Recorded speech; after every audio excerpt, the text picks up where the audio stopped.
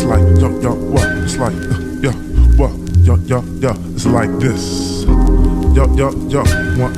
Yo, 1, 2, yo, what? It's like more life for luxury. We got to live comfortably and get plenty. Yo, for long longevity, those who ain't gotta commit felony. See, we all benefit. Yeah, what? It's elementary. Life for luxury. We got to live comfortably and get plenty. Yo, for long longevity, those who ain't gotta commit felony. See, we all benefit. Yeah, what? It's elementary. I need more. I'm not comfortable the way I'm living. Ask me for shit handouts I'm not giving, but I bust my ass to get where I'm at.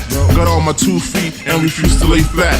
Who relate to what I'm saying? Nails kick the fuck back. And those who oppose walking shoes with impact. My brother always told me it's gotta be the calm and it's gotta be the money.